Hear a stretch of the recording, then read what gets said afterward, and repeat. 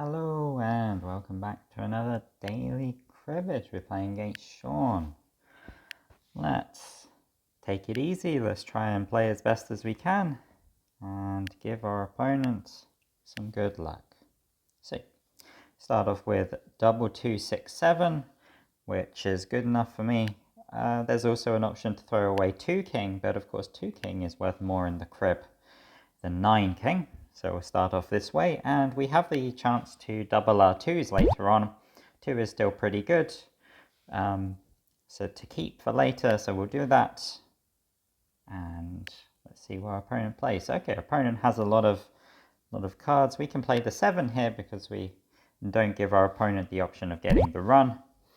And I expect our opponent has a lot of 9s. That's the main point. If your opponent plays double 6, you expect 9s.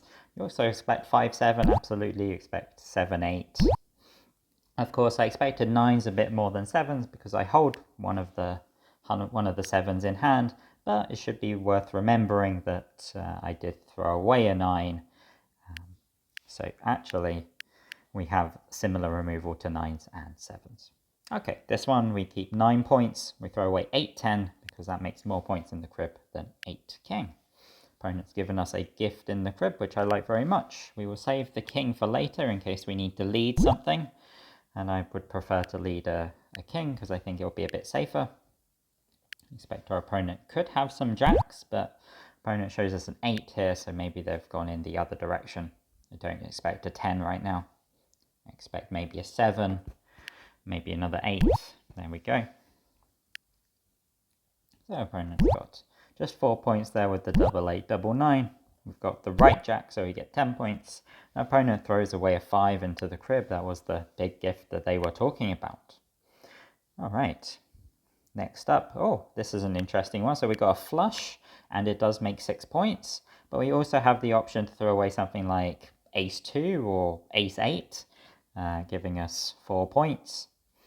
I like the flush very much, and 3-8 is definitely a good thing to discard. We do have to break up some things in our hand. What are we breaking up exactly? It's the 2-3 combo that makes a lot of points. Okay, well, probably have to play our 7 here, and opponent probably has a 2 left. 9, double 4.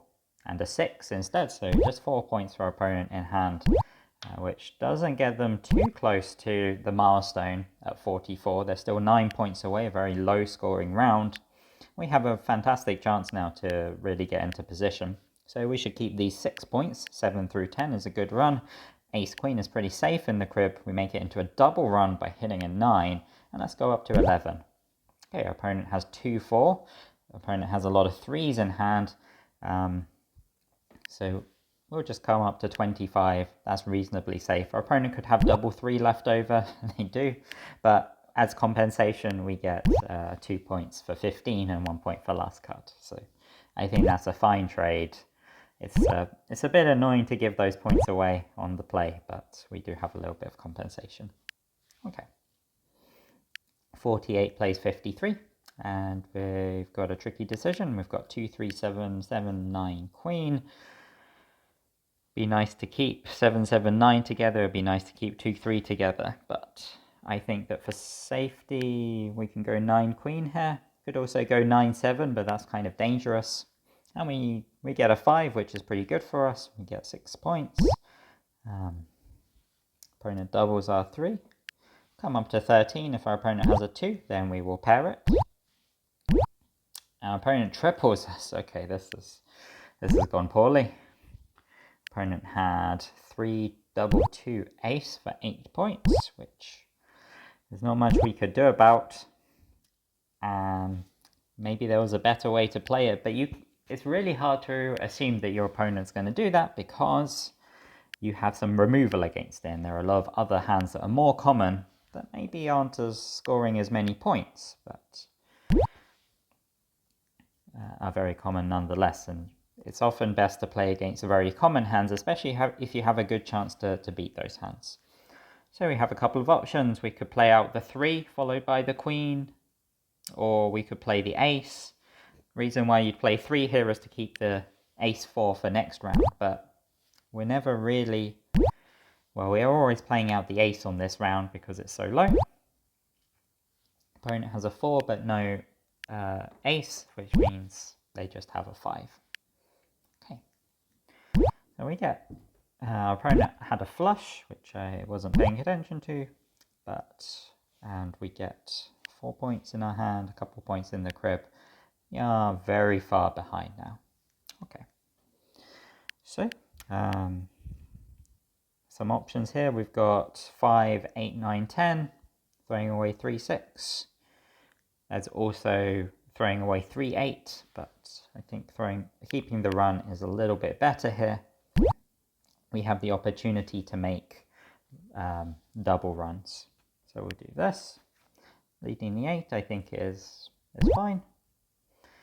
And we kind of just need points at this point. So our opponent, if they have a 6, then gets a lot of points. But because our opponent's so far ahead, we can start assuming they don't have things.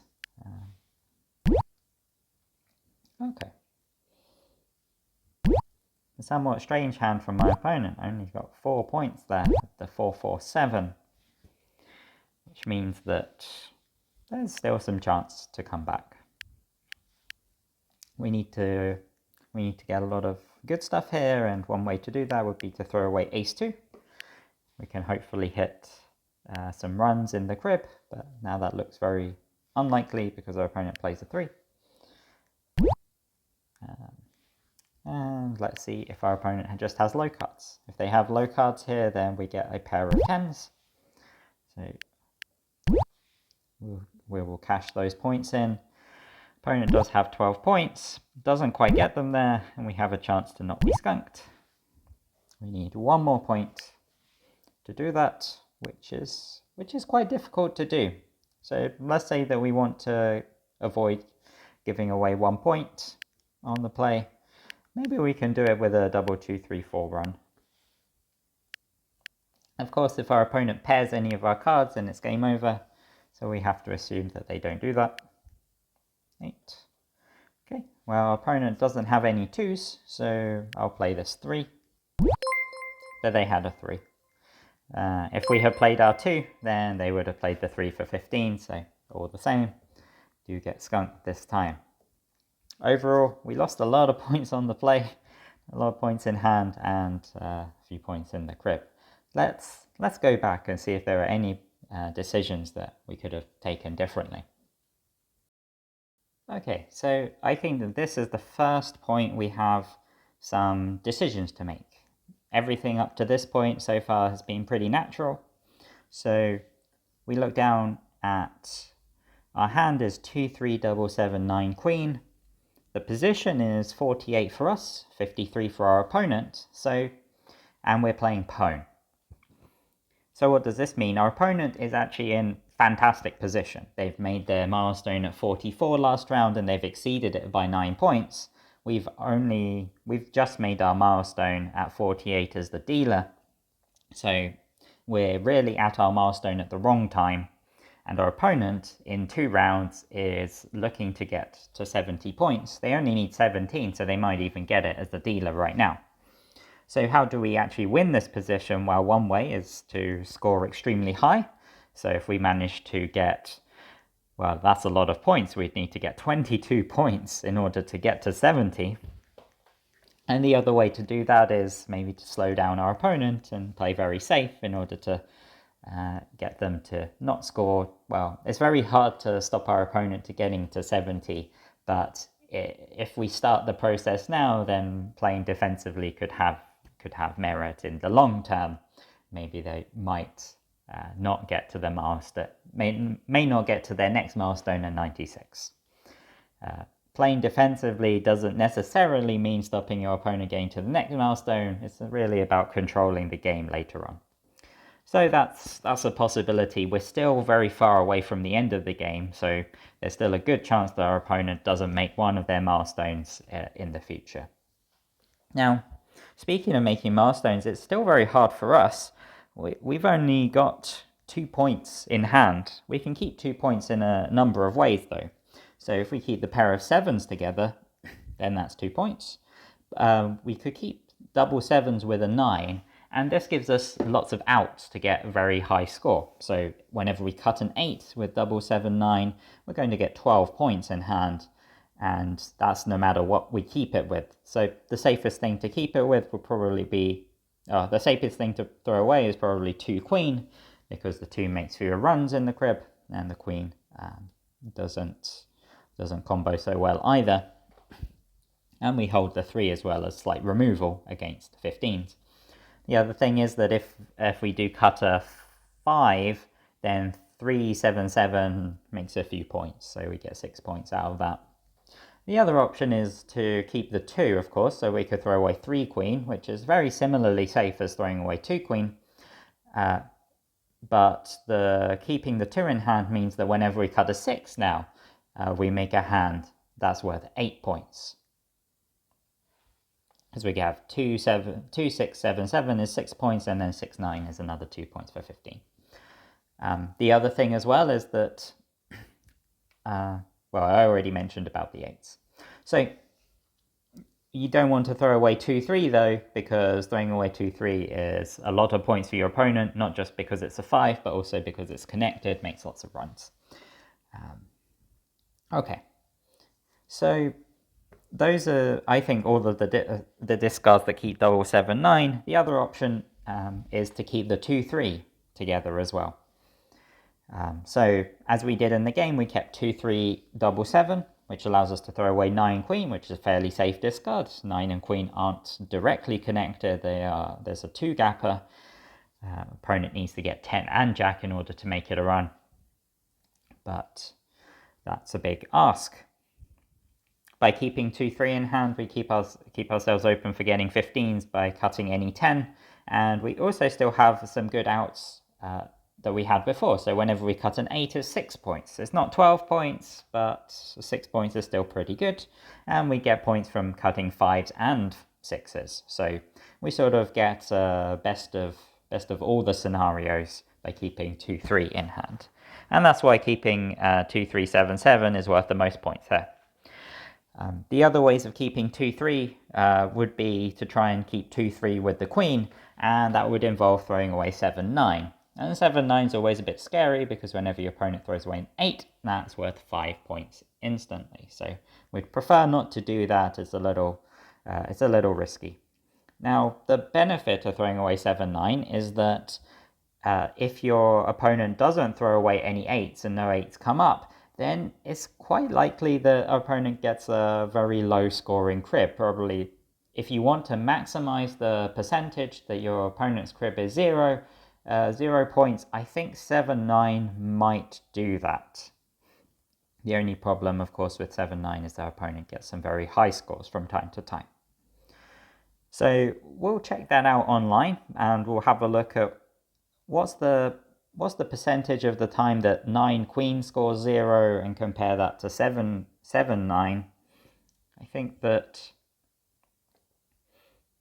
they're close, but I think 7, 9 maybe scores 0 a higher percentage of the time. So in certain endgame scenarios that becomes important, but right now we're at 48. We want to get to 70, but it looks very unlikely. Even if we manage to keep 7, 7, 9 and hit an 8, we're still 10 points away. So that's not how we should play here. Instead, we'll just keep a few points, and keeping 2, 3, 7, 7, it plays fine as well.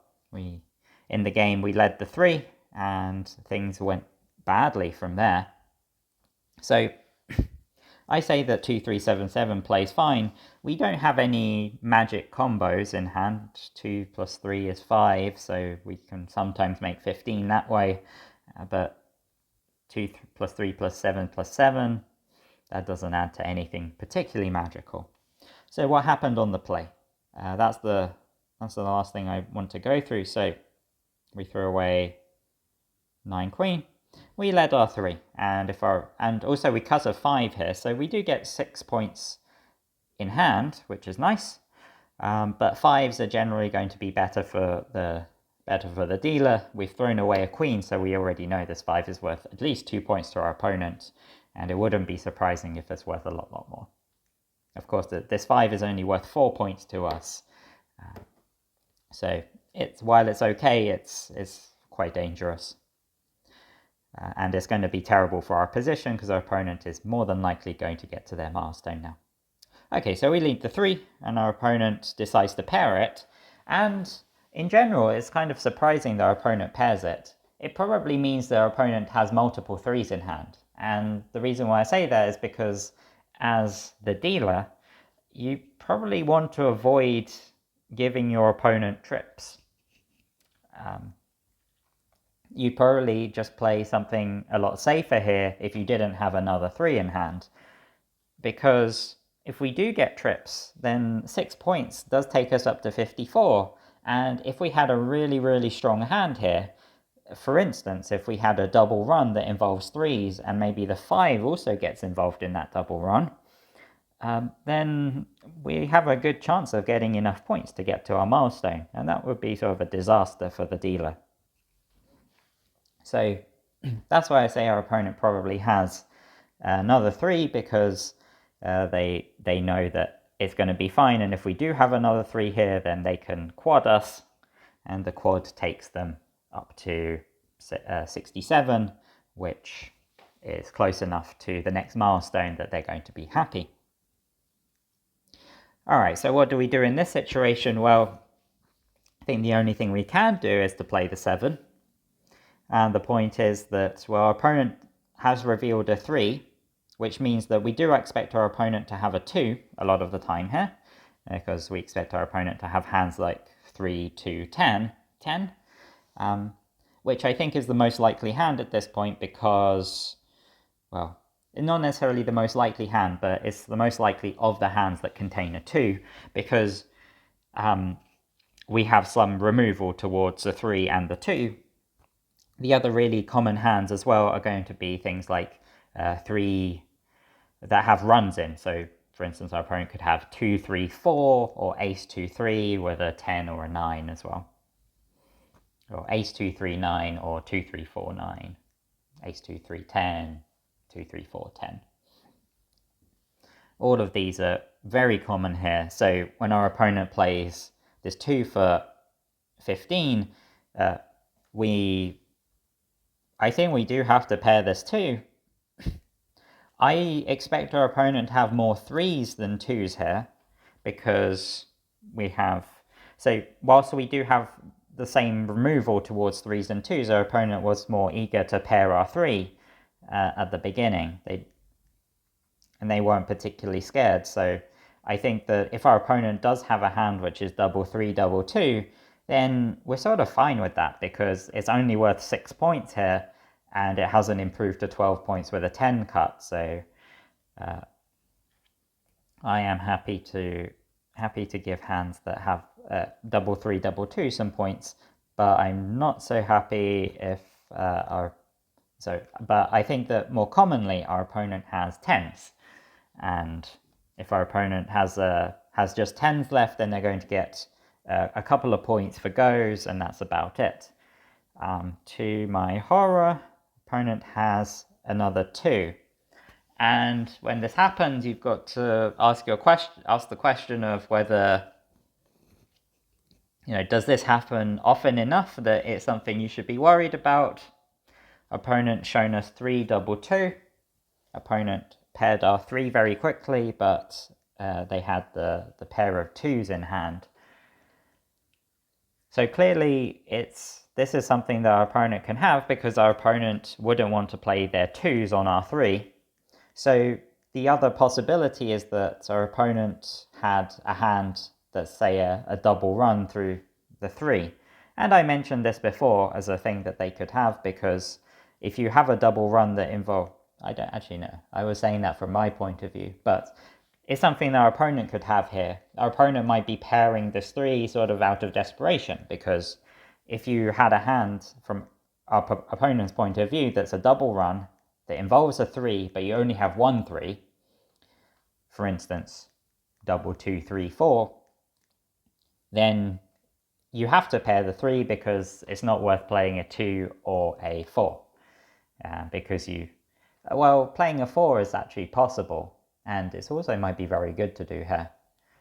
What's the point in playing a 4? It's that you avoid getting tripped. You don't give your opponent to play a 3 in this scenario. And if your opponent starts to play runs, then you have the possibility of playing more runs than them. So for instance, if our opponent plays a 4 here and I play a 5, then our opponent can play a 2. And if I played another 3, say, then our opponent could play, I think, another 2, and that would be a lot of long runs for our opponent, and they would come out ahead from that line. So 4s are definitely a possibility in this scenario. The 5 cut could also be quite good from our opponent's point of view because it sort of reduces the number of 5s in my hand. So that means that our opponent will feel a little bit safer about going into these runs, knowing that there's some removal against some of my hands that play very well against their double runs. Okay. So opponent did have triple 2, or did trip us with their 2, and we played out our 7, and our opponent had an ace at the end. So one thing that our opponent can do if they want to play safely then with 3 double 2 ace is on our original 3, they can play the ace. And the point is that they have very good removal against 2s. So they hold 2 of the 2s, that means that we're less likely to have 2s. Of course, we've led a 3, which means that we do have some of the 2s, because a 3, 2, 10 is extremely common.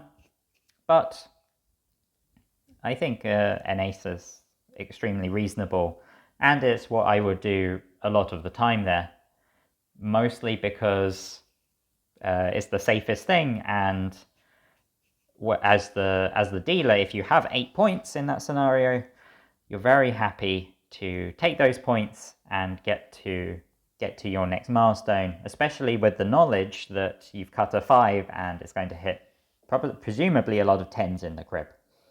So when our opponent looks at the crib, they already knew that they had discarded a jack and an 8, so they're getting a couple points out of that, so they even know that they've discarded the right jack, so they're getting at least 3 points out of the crib. So I think that would have been what I would have done in my opponent's shoes, but my opponent did win, so maybe I have something to learn. Let's go to the solve. Let's ask the computer about this discard. Let's see what it says about the values of our hands and the difference between, say, discarding 2 queen, 3 queen, 7, 9, and all that stuff. Okay, so we are on Liam Brown's website and we're having a look at this hand. And okay, it's not too surprising. 9 queen is at the top and it's significantly ahead of the others. The thing that I really wanted to know about, though, was the difference between throwing away 7, 9 and 9 queen into our opponent's crib, and how often they score 0. So if we come over to the histograms, let's see now. So I wanted to know what I want to maximize a target score of, let's see. So I can set the target score at the top, and what I'm going to be doing is I'm going to be looking at the, if I say a target score of 1, then the right hand most column, it tells me what's the probability that you get at least that score. So I want to minimize that because I want to see how often it scores 0. And there's the minimizers. What do we get? Well, actually, if you want to minimize, then you should throw away 7 queen. 7 queen is safer than 9 queen because it really makes no runs. The 7 and the queen. Is that right? No, I think the reason why 7 queen scores less is because of removal, because we have a 7 in hand, so that means that our opponent throws away fewer 7s. whereas we don't have any removal against 5s and 6s that would combo with the 9s and the queens. But throwing away 7 queen does forfeit quite a lot of points. So of the top hands, the best ones are going to be, well, what's this one here? 3 queen. So for some reason, 3 queen gives us the highest chance of scoring 0. And so why is that? I'm not sure. I suspect that, so 3 queen has a slightly higher chance of scoring 0 because, well, we do have removal against 2s. And how else can 3 queen turn into points? Well, there are all the combos that involve 3 in some way. So for instance, 3 forms runs, right? 3, 4, 5, that can be a run. 3 also forms 15s in very similar ways to 2s. But maybe some of those totals involve 7s and 9s. Well, no, set 3, in order to make 15 with the 9, you need another 3, so it's a self-blocking hand. Which is good for your average, but it doesn't happen very often. And 3s with 7s, well, we block the 7s, which means that our opponent can't get points from 3, 5, 7.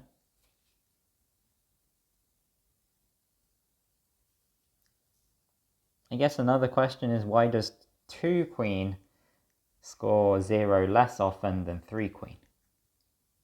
And the answer to that must be very difficult, I think. I don't see it immediately. Maybe there is one. Okay, but if we compare 7, 9 to 9 queen, they are very similar. Very similar, but 7, 9 makes 0 in the crib about 8.7% of the time, whereas 9 queen makes 0 about 7.9% of the time. Which, okay, while I didn't know those direct probabilities, is in the direction that I was thinking, because 7, 9 is a 1-gapper, and 1-gappers are part of more hands that score 0. Okay. And so, whilst this discard on its own is fairly easy to understand, I think that in other situations where you really need to think about your opponent scoring very little in order to get to, say, your next milestone, it can be very useful to know these things. Anyway, I think that we've talked about this one enough for today, and I will see you next time for another Daily Cribbage. Bye for now.